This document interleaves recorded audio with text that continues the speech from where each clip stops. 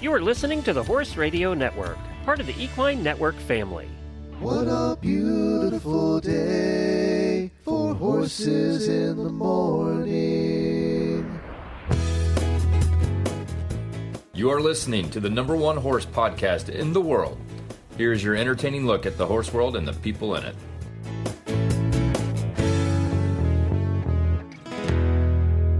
Good morning. I am Christy Landwehr.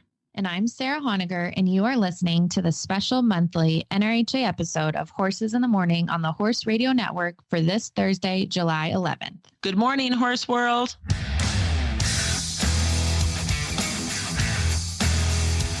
It's the second Thursday of the month. That means it's time to slide in to the National Reining Horse Association episode of Horses in the Morning.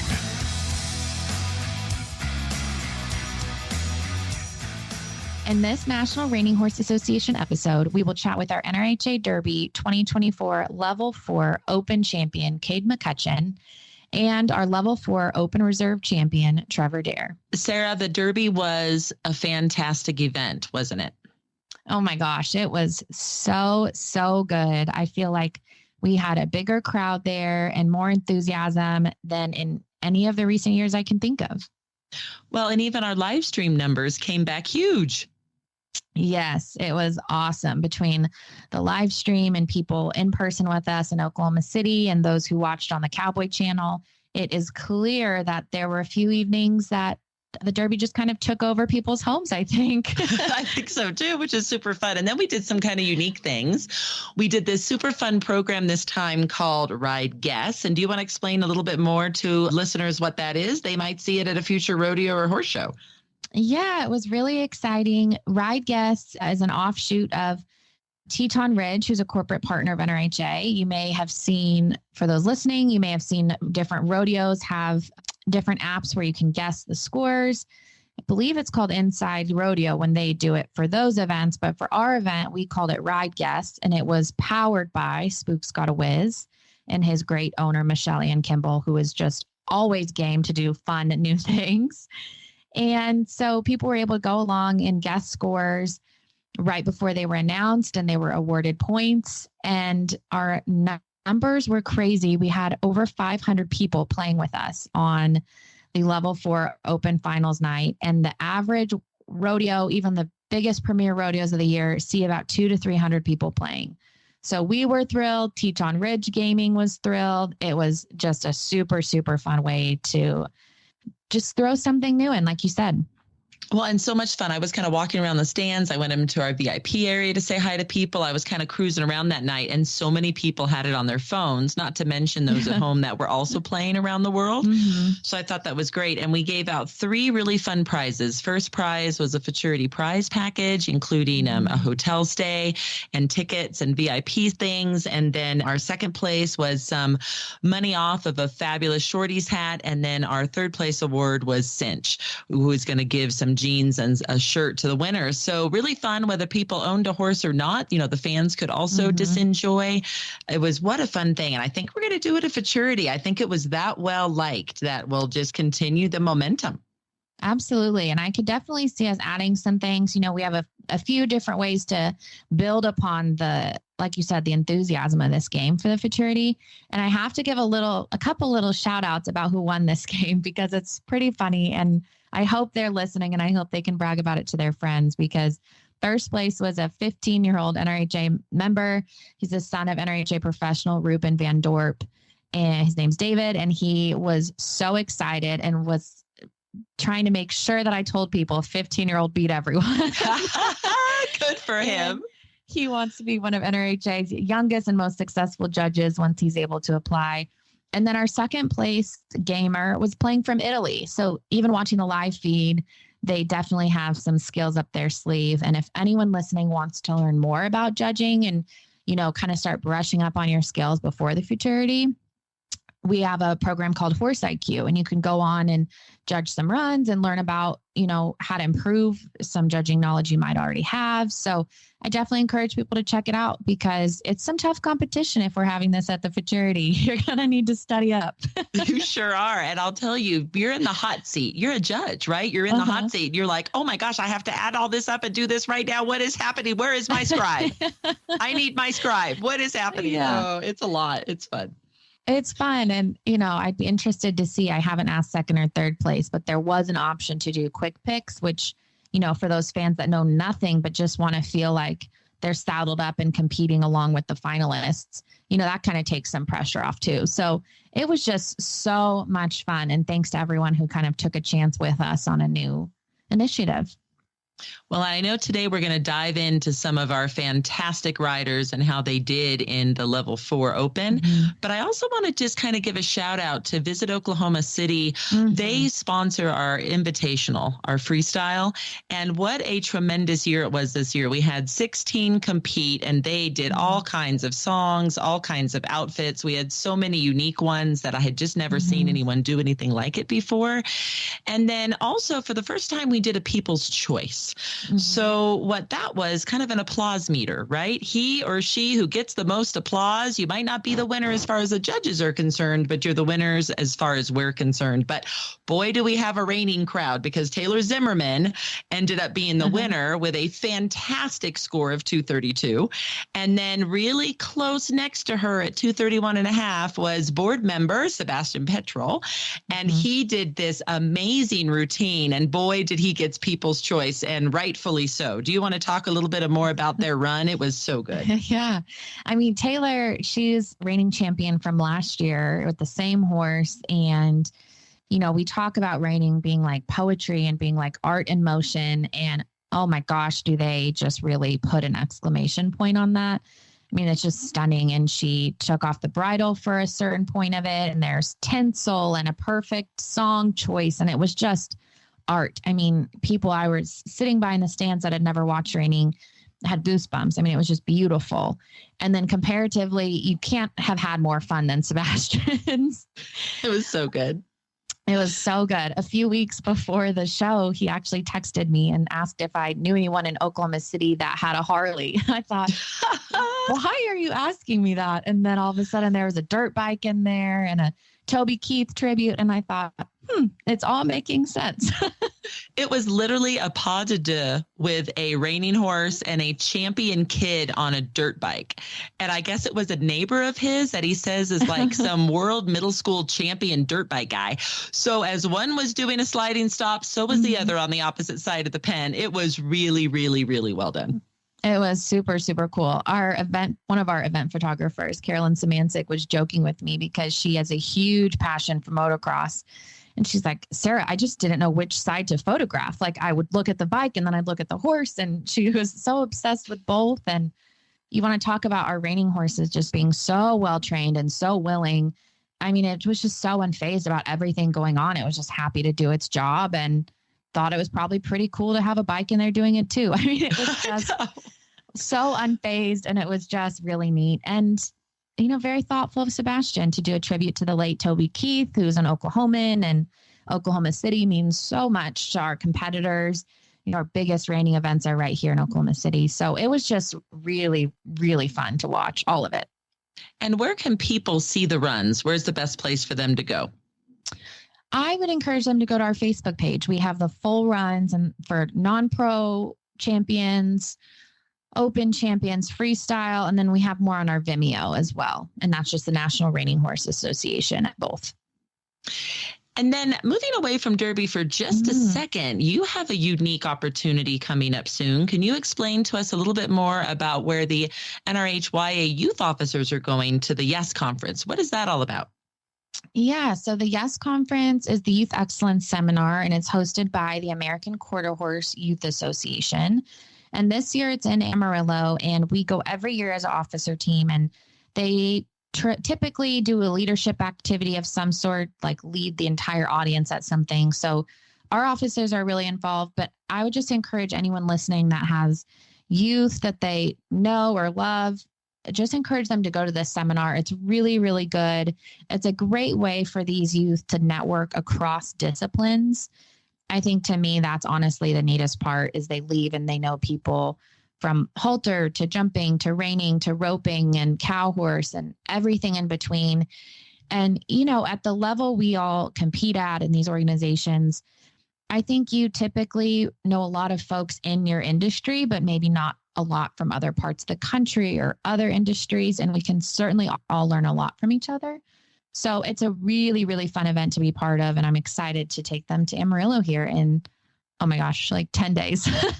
I know it's coming up so soon. I was thinking the same thing. I'm like, oh my goodness, everything is back to back right now. But well, they will have a tremendous time. And, much like what you did with them last month when they went to DC, I mean, anyone listening that wants to get your kids involved, your grandkids involved, or if you yourself are a youth and want to be involved, the National Reining Horse Youth Association has a place for you. So how do people listening find out more about that, Sarah?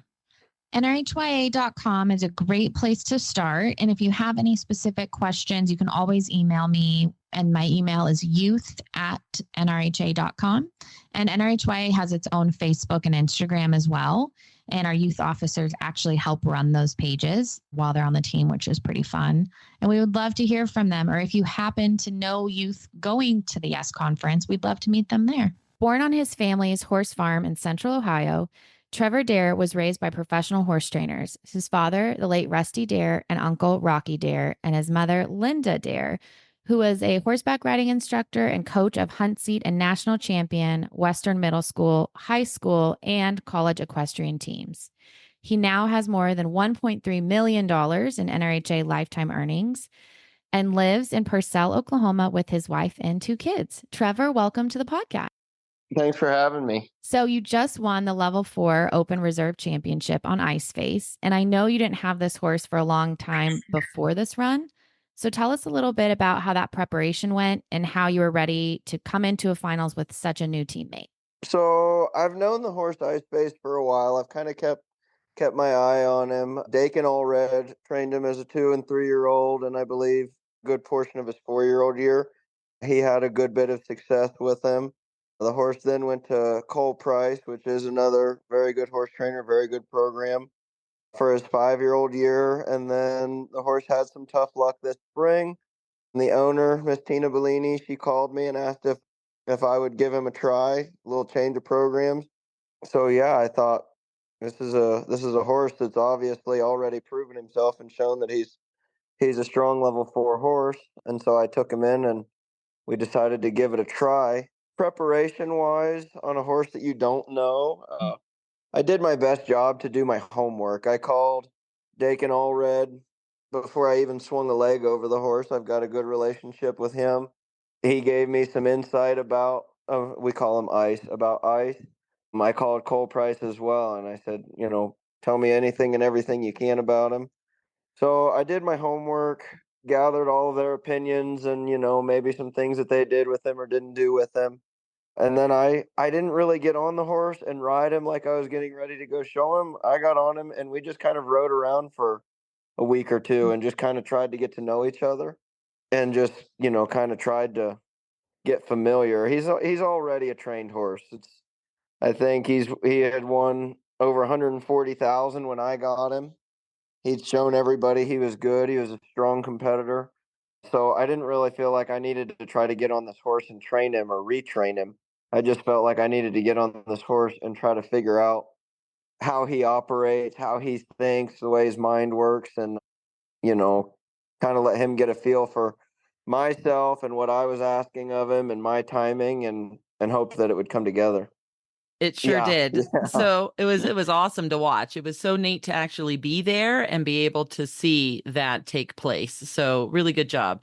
So what qualities about Ice do you think made it possible to achieve your win at our Derby, being reserve champion in the Open Level 4? What do you think are his certain qualities that really helped make that happen? I think that Ice's trademark is the way he can run and stop. He's a very strong physical horse. He can run really hard down the pen, and he can stop really strong and solid. That's kind of been his calling card for everybody that's ever watched him. Another thing about that horse is I think he kind of demands the judges to mark him, even though he's just a plain sorrel gelding that's running around out there. But he's such an athlete and he's so powerful with his movements. And we, myself and Tina and his previous trainers, we all joke. We say he's like riding a rocket, which maybe sounds like a bad thing, but that's a really good-minded animal, and I think his heart's really in the right place. He's just a really intense individual. And so I think that maybe makes him a little bit hard to ride sometimes, but it plays in his favor in a big situation like the NRHA Derby finals. Kind of like a professional athlete. You talk about professional athletes and then being able to compete so well because they're so strong and so powerful and so quick. Well, I kind of think that that's a way to describe ice. Well, I love that. And Trevor, you obviously, for those listening who don't know, have a history winning the Derby. And you really became kind of an icon with Hercules. I think the pictures of you guys winning all of the majors together became really iconic. And so tell us a little bit about what makes another win at this huge event so special and doing it on another animal that's as big of an athlete as ice. I think that there's two different ways to look at it. On Hercules, I think everything was special because, I had the horse the whole time. He and I grew together. I had never won a major. We won a major together. I believed in him. This, that, the next thing. So that was one form of special. I think the being second at the Derby on ice was its own kind of special, not because we've had these years of blood, sweat, and tears together, but because it was kind of a total surprise. I was very lucky that Tina called me and offered me the chance to ride the horse. And I told her right away, I said, "Hey, you know what? I've watched your horse a long time. I know he's a really good horse. I also know he's really quick and really powerful and could maybe be a little bit challenging for a new rider to ride. So if we enter this horse, I want you to go into it knowing that, we could maybe be a hero, but we could also be a zero. We could not even be making the finals and he could be coming back to the ranch early." And she totally understood the situation. She was very supportive. She said, "If you want to give it a try," she said, I'm with you on it. Let's go give it a try." And thank goodness it worked out in our favor. And even after the run, I had to look up at the scoreboard because, to be honest, I was kind of trying to stay out of Ice's way because, like I said, he's so quick and he's so powerful. He feels every little move that you make, and that's tricky for a horse that you don't know that well because we don't have those weeks, months, or years of repetition and practice together. So I was in my mind, I was kind of coaching myself through the run the same way as I'd coach some of my non-pros to stay smooth and kind of stay out of his way and don't overreact if he reacts. And it felt like a very good run. It felt like the horse was there for me, but I wasn't sure what the judges would or wouldn't do with it. And then, obviously they liked it, but yeah, it was a pretty neat experience.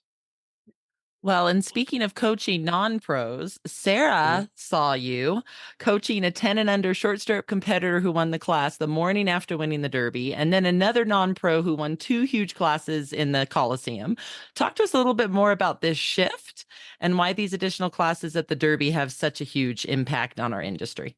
These other classes that we have at the Derby and some of our other major events, they're so beneficial. Like the little girl that I help in the short stirrups, and actually one of my assistants had to fill in for me and help me out with some of the coaching there. With her name is Dylan, and she shows a horse named Rambo Wiz that I actually used to show for Dylan's grandmother. So awesome kid and awesome horse. These non pros and these other classes, I mean, Dylan's grandmother usually owns one of my open horses, and both of my customers that showed in the non-pro 8 and up, they own horses that I show in the open. And these, our customers, they own these horses, and they spend a lot of money and they invest in our industry, and I want them to enjoy it as well. Not And I know that a lot of times our customers sit in the stands and they have a lot of fun when they have a really good one showing for us. but they love horses. And so I like for them to have the opportunity to go and show and compete as well. If we don't have those other classes, it kind of makes it hard for them to go and enjoy it as much as they do. Well, that's so true. And Trevor, being there and watching all that, it was so much fun. And I think it really put a big exclamation point on the community that we have. I mean, it was so fun watching you coach the non-pro and the 8 and up. And Casey Hinton is standing there, who got her into reining. And then here you are. This horse really kind of saved her life, saved her, gave her so much joy in a time she didn't have it, and all these really beautiful things. And, your wife is there and you're juggling kids in the dirt. I mean, it just was so much fun to see after, the Noric was just such a electric environment the night before, and then just such a family friendly special moment for everyone involved the next day. I mean, it was really a beautiful contrast, and both equally important, but both so fun to watch. Yeah, we're so lucky. Like, whenever we get new customers in the barn and they come to see their horses for the first time, we might have dogs running around. One of my kids is usually screaming, another one's, running across the arena and scaring horses. And so I usually tell them, I say, "Hey, welcome to the circus." Um, but then, another side of it that makes, that we're really lucky is all of our assistants, all of our customers. It's all like we're all part of a family. And so somebody always steps in and helps with the kids or whatever needs to be done. And so it makes life a whole lot easier with how busy we are. Well, it really is awesome to watch and be a part of. And we know our listeners are going to want to learn more about you and your program. And so how can they reach out to you and learn a little bit more if they want to after listening to the podcast today? I think the best way would probably be through our business page on Facebook. My wife responds to all those messages. I am terrible about responding to phone calls and text messages on my phone. I promise I'm not ignoring anybody on purpose. I'm not good at it. But the Facebook business page, my wife responds to all those messages. She usually gets back to people, as fast as she can, which is pretty quick. But yeah, that's probably the best way. Awesome. Well, Trevor, thank you again for joining us, especially right after the Derby and Paint World. And I know you're off to another show shortly. So thank you so much for taking the time. And we had a great time having you on this morning. Yep, no problem. Thanks again for having me.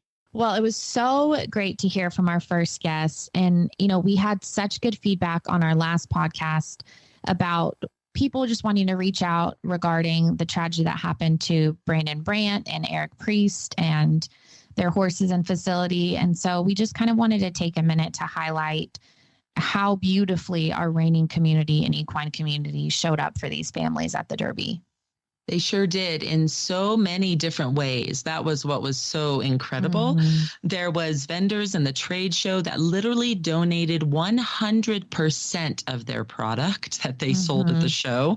There were also vendors in the trade show, such as Shorties, who of course is our corporate partner and our official hat of the NRHA, who donated a very nice 100X hat for that. So that was really good.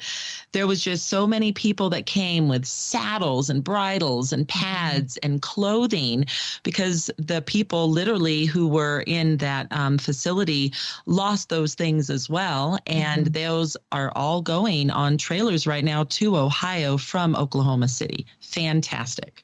Yes, it really was so special. And I mean, the thought that went into things too, hearing people's stories as they brought bridles, like I trained XYZ horse in this, and I won this major event in this saddle. I mean, people were sharing their things, but also sharing their hearts and love. And, that really is just the Western community and our reining community, especially. But to see it play out the way it did, it was just a really, really wonderful experience. One of our $1 Million riders and non-pro, Dr. Morgan, brought 2 original bronze trophies that he won at the Futurity in the 80s. I mean, it was just really incredible from every angle. It was a beautiful experience to see. Well, and there were fellow NRHA professionals donating horses to their fellow professionals in Brandon and Eric to be able to see them continue to grow, which is also really awesome, right? I mean, so here's some more horses for you guys to continue the journey on. And then not to mention, this is kind of a funny thing, but let's share a little bit about Commissioner Billy Smith and what he had to go through and how much money that raised. That did a really good thing too. But you want to talk a little bit more about the cold plunge that occurred? I will, but if Billy's listening to this, just know I didn't bring this up. No, it was so fun. Elite Equine Spa. We have many great spas at our facilities that our horses all get to go in after their runs. It helps pull inflammation from their legs. Just like recovering human athletes, this is great for many, many things for them. And so they thought of the great idea that you could pay to nominate someone to go into this cold plunge of 32-degree water. Burr. And burr for sure.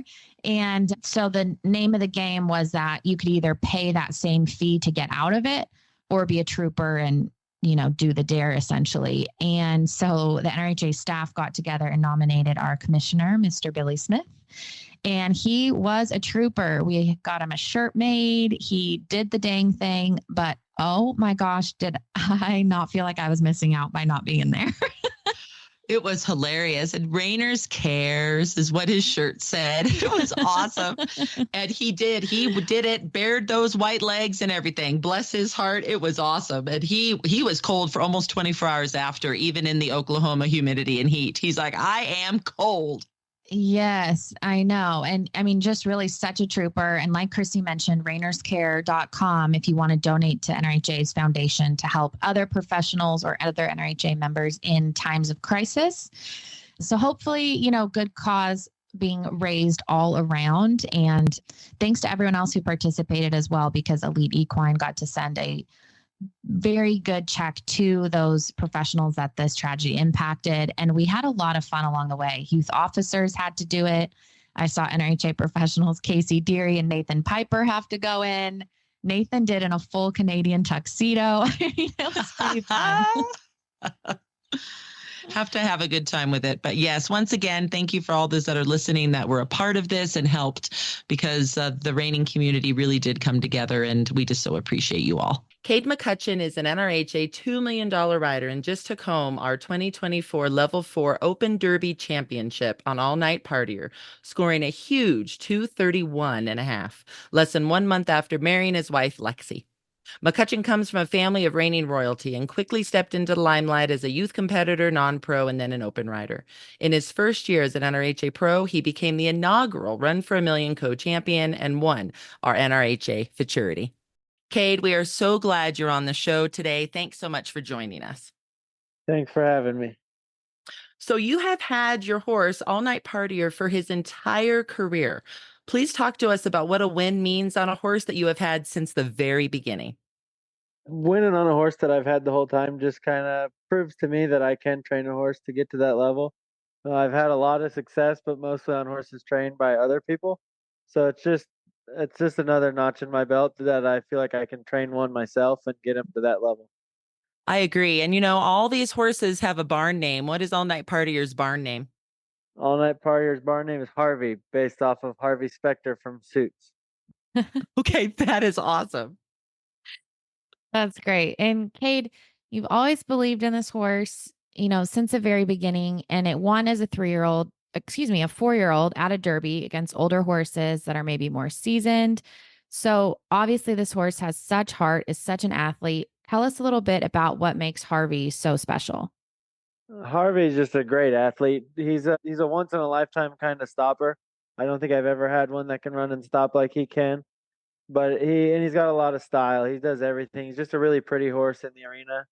And this is the first time that on Saturday night I haven't had any big penalties, and he came out the winner. So it's kind of just been, if I can not have penalties, I know that he's good enough. He's the kind of horse that you just have to stay out of his way. That's awesome. I And love Cade, that. You even mentioned a little bit in some of your interviews after it that there were still pieces that you would have maybe wanted to be a little bit better. So for him to mark that huge, what a special animal. Yeah, I'm pretty lucky to have the opportunity to ride him. So your first major event win was your first year as an NRHA pro, and it was the Futurity. Talk to us a bit about what that was like to start off a career with that momentum and how it impacts wins like this one you just had. It was pretty unbelievable to win all that stuff at my first year because I really didn't know what I was doing. I feel like that was a lot of luck. I mean, I had a really good horse, and sometimes the stars just line up, and I think that's most of what that was. And then I kind of had to learn everything. I start my open career kind of after 2020 because that's when reality kind of hit, and I had to relearn and kind of go back up from there. 2019 was kind of a fairy tale for me. Well, what a fairy tale to start off your career that way. I mean, it was so fun to watch, just being a fan and obviously an NRHA employee too at that point. But it certainly was really special to see you at the Derby on one you've trained, and, just your emotions talking to the owners and how excited they were. So can you walk us through a little bit of that as well? Just the kind of reality of all of that when it sunk in?